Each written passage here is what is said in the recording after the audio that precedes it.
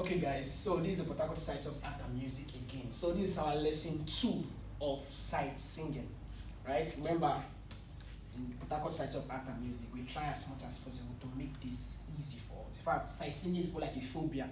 Yeah, it has become a phobia in this part of the world, right? So many musicians prefer to do sulfur, but whereas sight singing is what?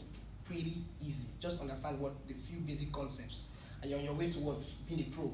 So, the last time we talked about, in our last video, we talked about the 2 basic concepts of sight singing, in front of music per se.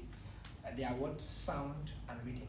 So let's do a little dive into these 2 concepts. Now I'm talking about sound. In music, right, we use letters like alphabets, right, to denote what? Sound and pitches. Alphabet. And these alphabets are A, B, C, D, E, F, and G. If you follow closely, you see that these are the first 7 letters of our English alphabet. A, B, C, D, E, F, G. Please, there's no H. So from G, you go back to A. You want to start counting and all that. So, now these letters, like I said, they represent sound and pitches. Right? And in music, we see that music is written on staff, right? Mostly written on staff. Staff's more like, it's made up of 5 lines and what? 4 equally spaced bars, as you see here, right? 5 lines, 1, 2, 3, 4, 5. They are counted what? From down, upwards, right? Spaces, of course, 1, 2, 3, 4.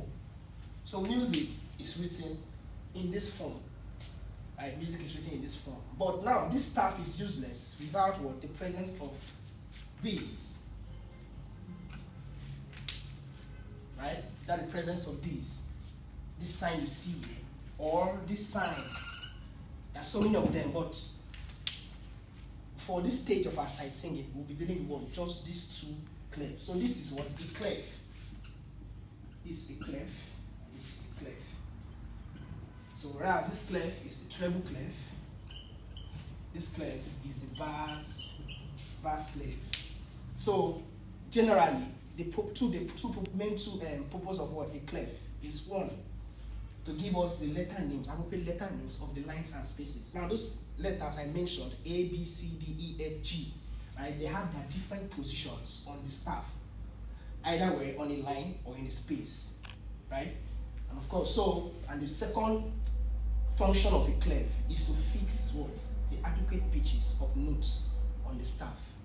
Right? We are going to jump right into that. So for the lines, for the names of the lines, yes, most of us already know this, but it's hard for us to remember. E, G, B, D, F. And for the spaces, we have F, A, C, E. Then for the base, for the lines, we have G, B, D, F, A. For the spaces, we have A, C, E, and G. So you see that the names of the lines and spaces of the treble staff vary from that of the lines and spaces of the bars.